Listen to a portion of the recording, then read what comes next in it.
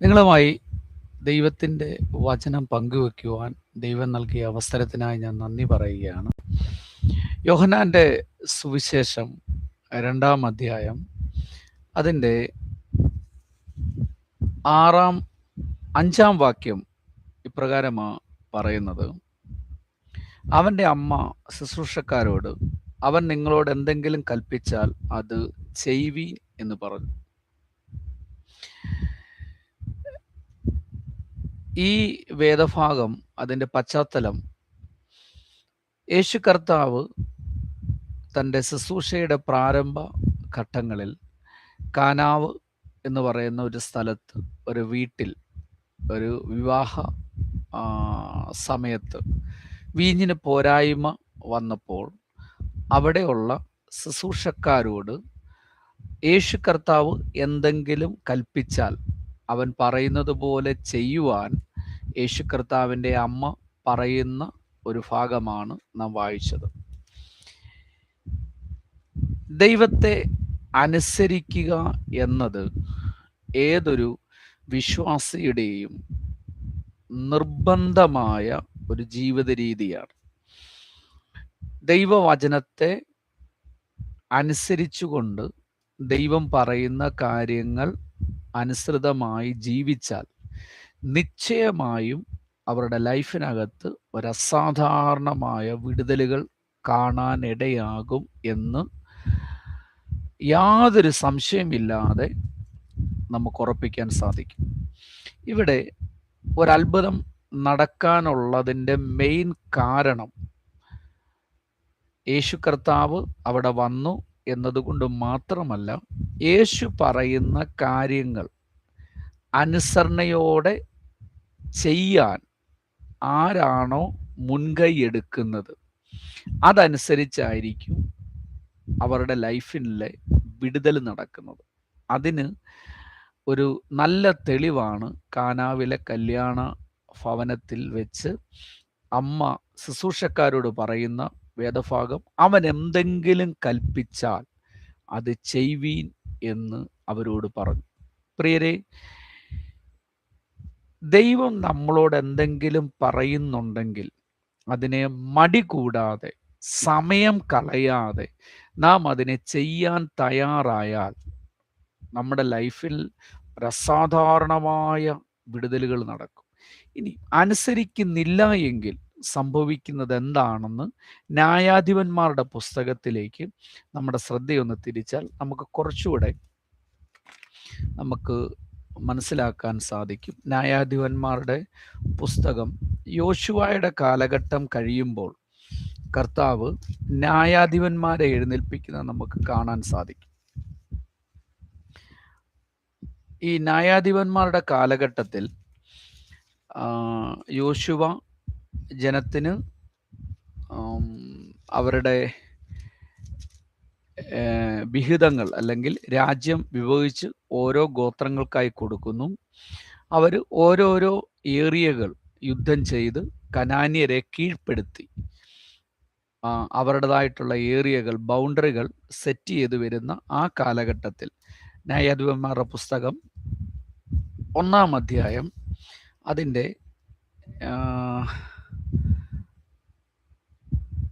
27-ാമത്തെ വാക്യത്തിൻ്റെ അവസാന ഭാഗം: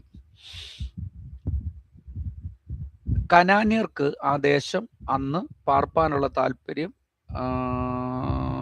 28-ാം വാക്യത്തിലേക്ക് നമ്മൾ ശ്രദ്ധ തിരിക്കും. അവിടെയാണ് കറക്റ്റ്. എന്നാൽ ഇസ്രയേലിന് ബലം കൂടി വന്നപ്പോൾ അവർ കനാന്യരെ മുഴുവൻ നീക്കിക്കളയാതെ അവരെയൊക്കെയും ഊഴിയവേലയ്ക്ക് വേല ചെയ്യിപ്പിച്ചു. അതായത് കനാന്യരെ അവരുടെ ഇടയിൽ നിന്നും നിർബന്ധമായി മാറ്റണമെന്ന് ദൈവം ഇസ്രായേൽ മക്കളോട് പറഞ്ഞിരുന്നു.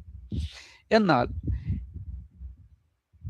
ഇസ്രായേൽ മക്കൾക്ക് ആ സാഹചര്യത്തിൽ ബലമുള്ളത് കൊണ്ട്, ആൾബലം കൂടുതലായതുകൊണ്ടും യുദ്ധം ചെയ്ത് കനാന്യരെ തോൽപ്പിക്കാൻ കഴിയും എന്നുള്ള ബോധ്യമുള്ളത് കൊണ്ടും കനാന്യരെ മുഴുവനും മാറ്റാതെ വീട്ടുവേലയ്ക്ക് വേണ്ടി വിറക് കീറുവാനും വീടിൻ്റെ കാര്യാദികൾ അടിമവേല ചെയ്യിപ്പിക്കുവാനും കനാന്യരെ ഇവിടെയാക്കി.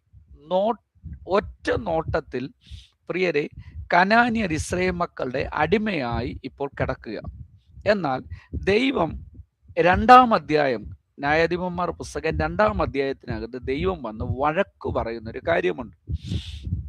അനന്തരം യഹോവയുടെ ഒരു ദൂതൻ ഗിൽഗാലിൽ 2-ാം അധ്യായം 1 മുതൽ ഗിൽഗാലിൽ വന്നിട്ട്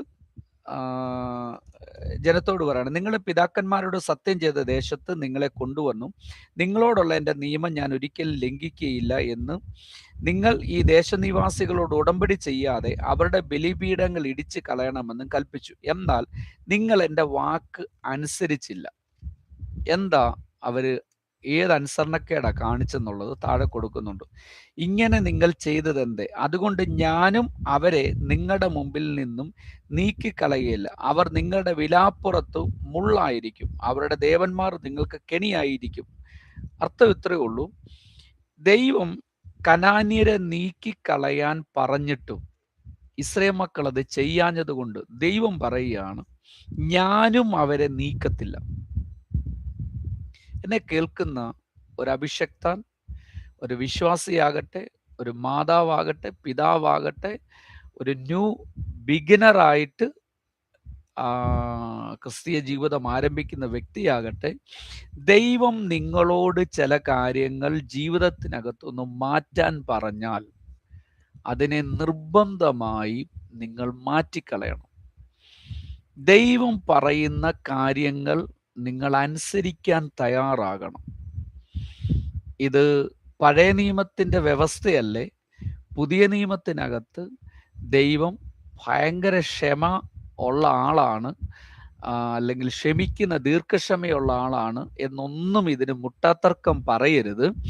ദൈവം നിങ്ങളോട് ചില കാര്യങ്ങൾ മാറ്റാൻ പറഞ്ഞാൽ, ജീവിതത്തിൽ നിന്നും അതിനെ മാറ്റിക്കളക എന്ന് പറഞ്ഞാൽ, പ്രിയ സഹോദര, അഭിഷക്ത സഹോദരി, പ്രിയ പൈതലെ, നിന്റെ ലൈഫിനകത്ത് അത് 1 മിനിറ്റ് പോലും അതിനെ വെച്ചോണ്ടിരിക്കരുത്. അതിനെ നിർബന്ധപൂർവം മാറ്റിക്കളയണം. നമ്മൾക്ക് ആവശ്യമായ പ്രാർത്ഥനാ ജീവിതത്തിനകത്ത് കത്തിക്കേറുവാൻ കഴിയാത്തതിൻ്റെ മെയിൻ കാരണം, ഒരാത്മീക മുന്നേറ്റം ഉണ്ടാകാൻ സാധിക്കാത്തതിൻ്റെ മെയിൻ കാരണം, ദൈവം നിങ്ങളോട് മാറ്റാൻ പറയുന്ന കാര്യങ്ങൾ നിങ്ങളത് മാറ്റാത്തത് കൊണ്ടാണ്. നിങ്ങളുടെ ജീവിതത്തിനകത്ത് നിങ്ങളുമായിട്ടുള്ള ബന്ധത്തിൽ ദൈവത്തിന് വ്യക്തിപരമായി ചില ഉടമ്പടികളുണ്ട്. ഒരുപക്ഷെ നിങ്ങൾ പറയും, അവർക്ക് അവരുടെ ലൈഫിനകത്ത് ഇതൊന്നും മാറ്റാതല്ലേ അവരെ ദൈവം ഉപയോഗിക്കുന്നത്. നിങ്ങൾ നോക്കുമ്പോൾ നിങ്ങൾക്ക് മാറ്റാൻ ദൈവം പറഞ്ഞ കാര്യങ്ങൾ, അതുപോലെയുള്ള സമാനമായ പാപങ്ങൾ, സമാനമായ സ്വഭാവങ്ങൾ വെച്ചുകൊണ്ട് ഇന്ന് പ്രയോജനപ്പെടുന്ന അനേകർ കാണാം. അവരതൊക്കെ ചെയ്യുന്നില്ലേ, എന്നിട്ടും ദൈവം അവരെ പ്രയോജനപ്പെടുത്തുന്നുണ്ടല്ലോ.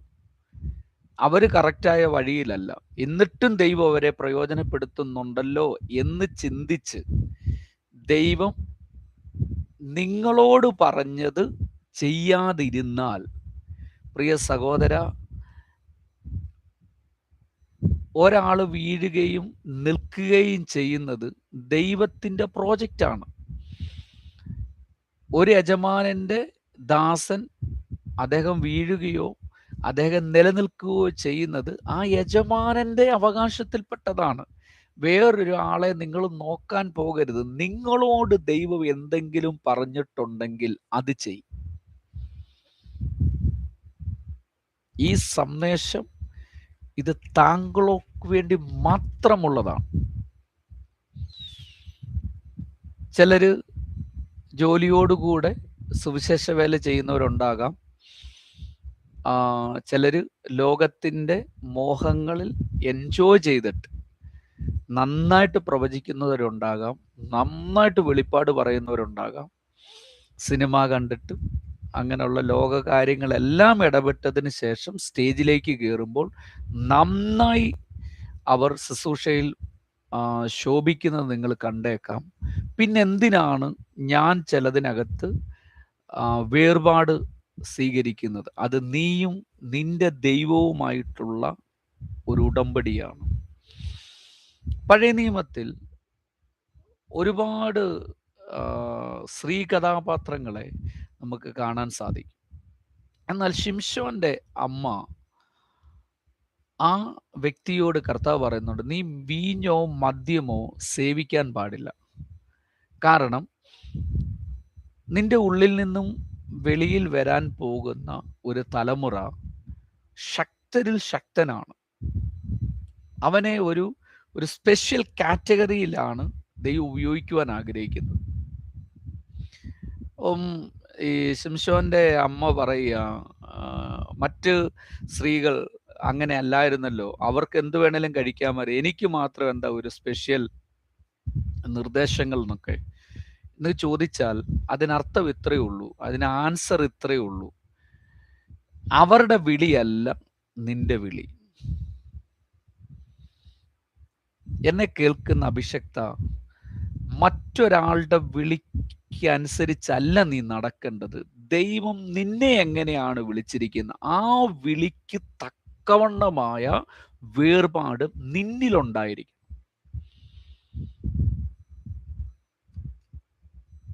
ദൈവം എന്തെങ്കിലും ചെയ്യാൻ പറഞ്ഞാൽ അതിനെ മാറ്റാതിരിക്കരുത്. ഈ മിനിറ്റ് മുതൽ നിന്റെ ലൈഫിനകത്ത് പ്രാർത്ഥനയിൽ കത്തിക്കേറാൻ പറ്റാത്തതിൻ്റെ മെയിൻ കാരണം, ശുശ്രൂഷയിൽ തളർന്നു പോയതിൻ്റെ മെയിൻ റീസൺ, ദൈവം നിന്നോട് പറഞ്ഞ ചില കാര്യങ്ങൾക്കകത്ത് ഇന്നും അനുസരിക്കാതിരിക്കുന്നതാണ്. നിങ്ങൾ നിങ്ങളുടെ ലൈഫിലെ അകത്തേക്കൊന്ന് തിരിഞ്ഞു നോക്ക്.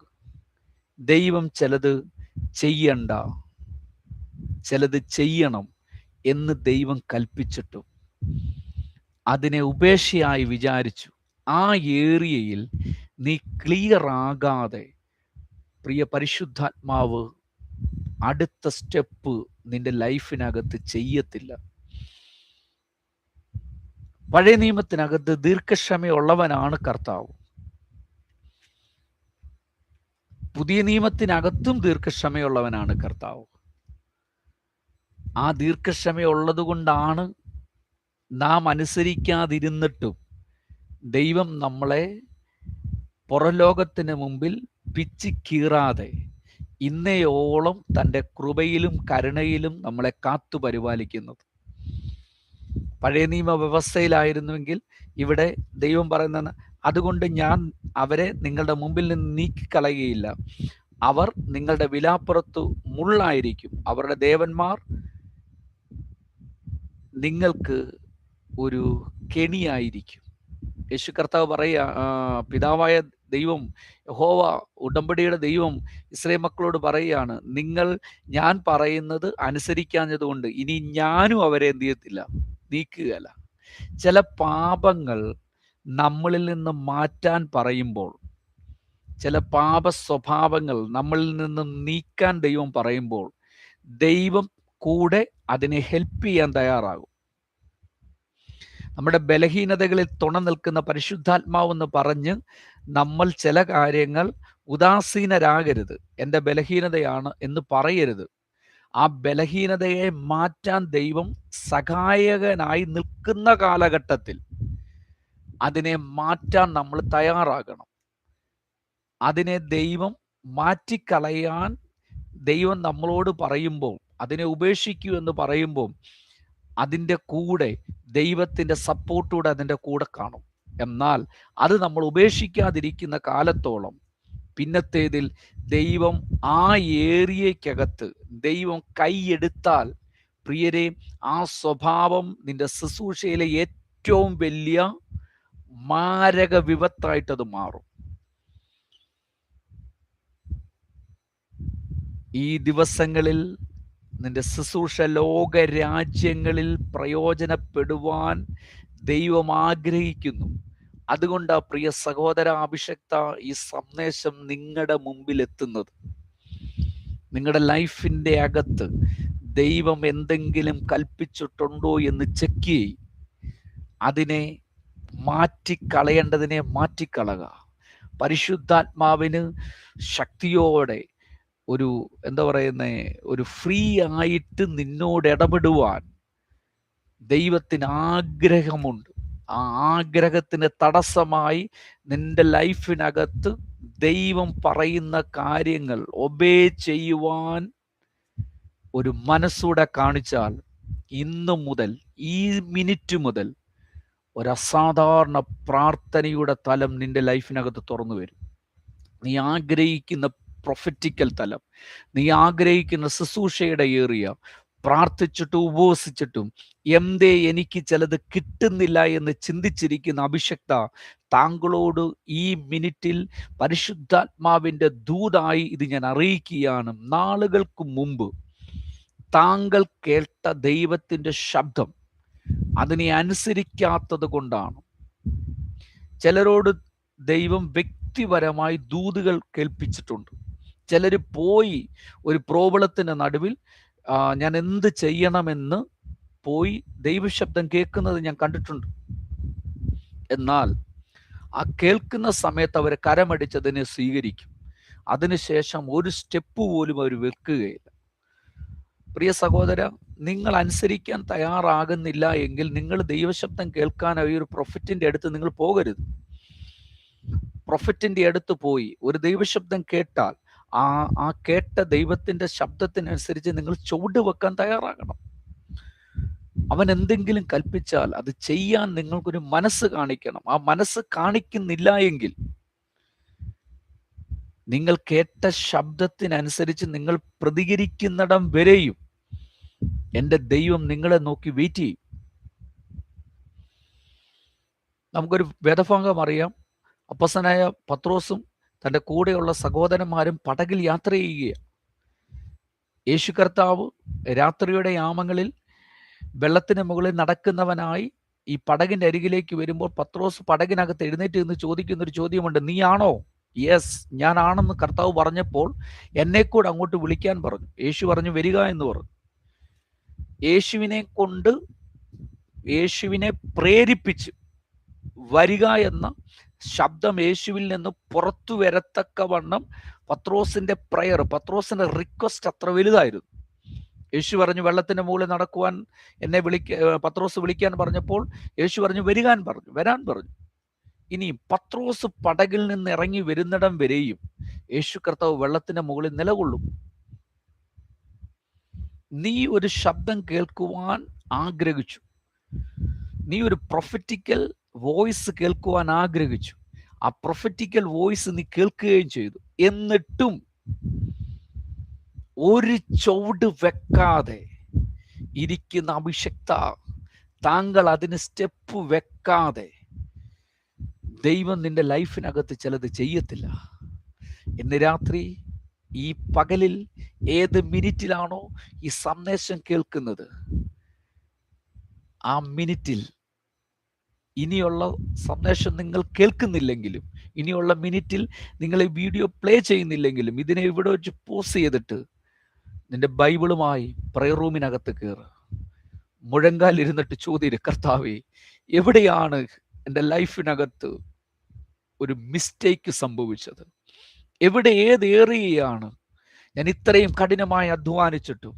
യഹോവയുടെ വചനം ഇങ്ങനെ പറയുന്നത്, യഹോവ വീട് പണിയാതിരുന്നാൽ പണിയുന്നവൻ വെറുതെ അധ്വാനിക്കുമെന്നാണ്. കർത്താവേ, ഞാൻ അധ്വാനിക്കുന്നുണ്ട്, ഞാൻ പ്രവർത്തിക്കുന്നുണ്ട്, പക്ഷെ തക്കതായ ഒരു ഒരു ഒരു ഒരു ബെനിഫിറ്റ് എനിക്ക് സുവിശേഷ വേലയിൽ ഉണ്ടാകുന്നില്ല, എനിക്കൊരു കൊയ്ത്തുണ്ടാകുന്നില്ല. നീ എവിടെയാണ് നീ കരമെടുത്ത് മാറ്റിയിരിക്കുന്നത്? എൻ്റെ ലൈഫിനകത്ത് ഏത് ഏറിയയിലാണ് നിന്റെ കരം എന്നിൽ നിന്ന് എടുത്ത് മാറ്റിയിരിക്കുന്നത്? അങ്ങയുടെ തൃക്കരം എൻ്റെ ശുശ്രൂഷയുടെ മേലൊന്ന് വെക്കണമേ എന്നൊന്ന് പ്രാർത്ഥിക്കാമോ? പ്രിയരെ, ബാലകന്റെ കയ്യിൽ 5 അപ്പവും 2 മീനും ഇരിക്കുന്നിടത്തോളം കാലം അത് അവന് മാത്രമേ തികയത്തുള്ളൂ. എന്നാൽ ആ അപ്പത്തെ എടുത്ത് യേശു കർത്താവ് ഒന്ന് വാഴ്ത്തി അതിനെ ഒന്ന് മുറിച്ചു, അതിനെ ഒന്ന് വിളമ്പുന്ന മാത്രയിൽ 5000 പുരുഷാരത്തിന് തികയും. ഞാൻ പറയുന്നതിൻ്റെ അർത്ഥം ഇതാണ്, നീ തനിച്ച് ഇരിക്കുന്ന കാലത്തോളം നിന്റെ ഭവനത്തിന് പോലും ഒരു പ്രയോജനമായി മാറത്തില്ല. എന്നാൽ കർത്താവ് നിന്നെ എടുത്തു വാഴ്ത്തുന്ന ഒരു സമയമുണ്ട്. അങ്ങനെ വാഴ്ത്തപ്പെടണമെങ്കിൽ യഹോവയുടെ കരത്തിൽ നിന്നെ സമർപ്പിക്കണം.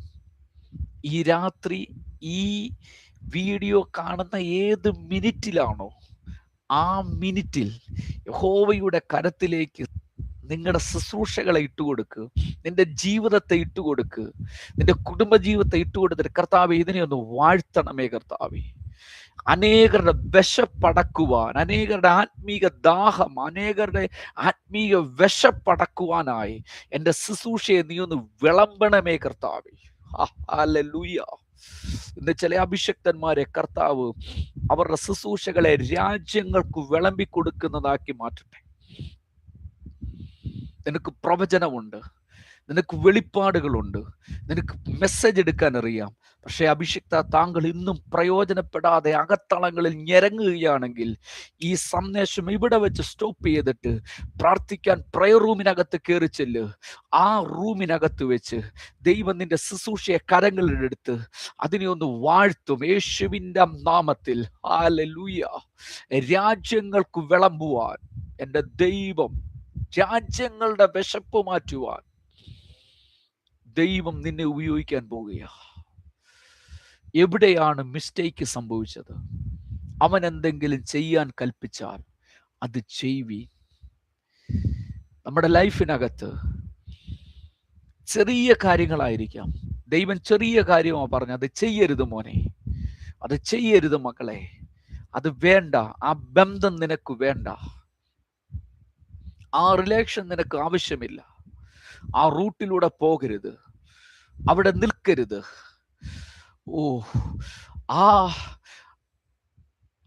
അതുമായിട്ടുള്ള ബന്ധം നിനക്ക് വേണ്ട വേണ്ട വേണ്ട വേണ്ട എന്ന് പല ആവർത്തി ദൈവം നിന്റെ മനസ്സിലും നിന്നോട് ഇടപെട്ടിട്ടും നീ അതിനകത്ത് തുടർന്നത് കൊണ്ടല്ലേ ആ ലൈഫ് നിന്റെ ഇങ്ങനായി മാറിയത്. ചിലർ പണം കായ്ക്കുന്ന മരമായിട്ടായിരിക്കാം നിന്റെ അരികിൽ വന്നിരിക്കുന്നത്. ചിലർ നിന്റെ മിനിസ്ട്രി മുഴുവൻ സപ്പോർട്ട് ചെയ്യുന്ന ഒരു വ്യക്തിയായിട്ടായിരിക്കാം വന്നിരിക്കുന്നത്. പക്ഷെ ദൈവം പറയുന്നു, ആ ബന്ധം നിനക്ക് വേണ്ട.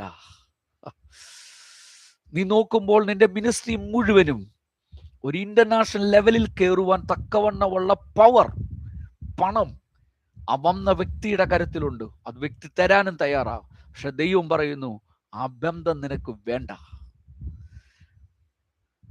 പ്രിയരെ, ദൈവം പറയാതെ നിങ്ങളൊരു വ്യക്തിയുമായി കണക്റ്റഡ് ആകരുത്. ദൈവം തരുന്നത്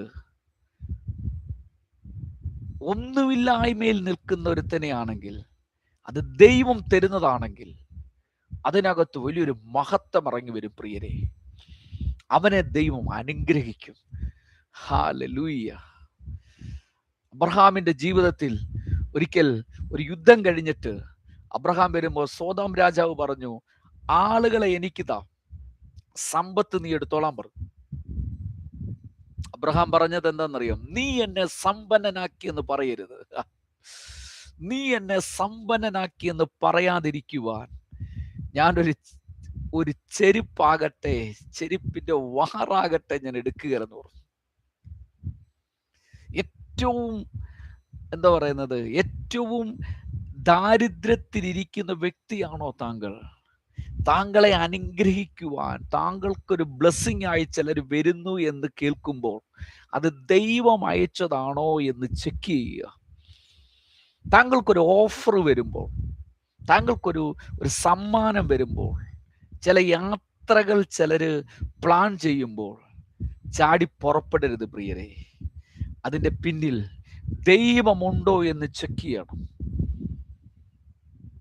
ഒരു മിനിറ്റ് ആ കോളിങ്ങിനെ ഒന്ന് പോസ് ചെയ്തിട്ട് പറയണം, ഞാനൊന്ന് പ്രാർത്ഥിക്കട്ടെ, ഇതിനകത്ത് ദൈവമുണ്ടെങ്കിൽ ഞാൻ നിങ്ങളോട് കൂടെ ഉണ്ടാകും.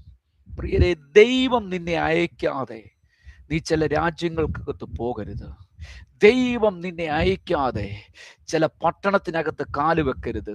പക്ഷെ ദൈവം നിന്നെ അയച്ചാൽ നീ ആ പട്ടണത്തിനകത്ത് കാല് വെച്ചാൽ ആ പട്ടണം മുഴുവൻ നിന്റെ കരത്തിലെത്തും. ഇതുവരെയുള്ള മിനിസ്ട്രിക്കകത്ത് ചെറിയ ചെറിയ വീഴ്ചകൾ, താഴ്ചകൾ വരുവാനുള്ള കാരണം അവൻ എന്തെങ്കിലും കൽപ്പിച്ചിട്ടുണ്ടോ എന്നുള്ളത് നമ്മൾ ഇതുവരെയും ചെക്ക് ചെയ്യാത്തത് കൊണ്ടാണ്.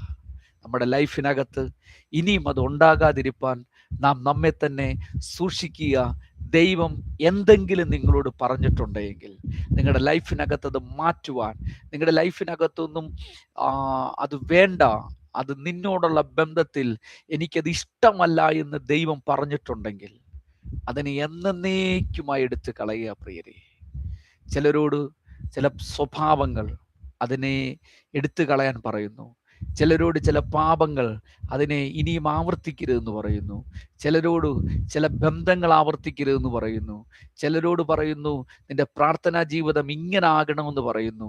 ചിലരോട് കർത്താവ് പറയുന്നു ദിവസങ്ങളിൽ, ആഴ്ചയിൽ ഒരു ദിവസം എൻ്റെ സന്നിധിയിൽ നെടുമ്പാട് വീണ് പ്രാർത്ഥിക്കാൻ പറയുന്നു. ഇതുവരെയും അത് ചെയ്യാൻ പറ്റുന്നില്ല. ചിലരോട് ഉപവസിക്കാൻ പറയുന്നു, അതിനെ അനുസരിക്കാൻ പറ്റുന്നില്ല. ഹല്ലേലൂയ. വർഷത്തിൽ ഒരിക്കൽ എനിക്ക് വേണ്ടി നിൽക്കാൻ പറയുന്നു, അനുസരിക്കാൻ പറ്റുന്നില്ല. ഇതൊക്കെ ദൈവത്തെ അനുസരിക്കാൻ പറ്റാത്തത് കൊണ്ടാ പ്രിയരെ നമുക്ക് ഇതുവരെയും അടുത്ത റേഞ്ചിലേക്ക് കയറാൻ പറ്റാതിരിക്കുന്നത്. നിങ്ങൾ കോൺഫറൻസിൽ നിന്ന് കോൺഫറൻസിലേക്കും ഒരു അഭിഷേക പകർച്ചയ്ക്ക് വേണ്ടി ഓടുന്നതിന് തൊട്ടു മുമ്പ് നിന്റെ ലൈഫിനകത്ത് ദൈവം എന്തെങ്കിലും പറഞ്ഞിട്ടുണ്ട്, അതിനെ അനുസരിക്കാതിരുന്നിട്ടുണ്ടോ എന്ന് ചെക്ക് ചെയ്യ്. ഈ ദിവസങ്ങളിൽ അതിനുവേണ്ടി ദൈവം നമ്മെ ഒരുക്കട്ടെ എന്ന് പ്രാർത്ഥിക്കുന്നു. ഈ വചനങ്ങളാൽ കർത്താവ് നമ്മെ അനുഗ്രഹിക്കുമാറാകട്ടെ.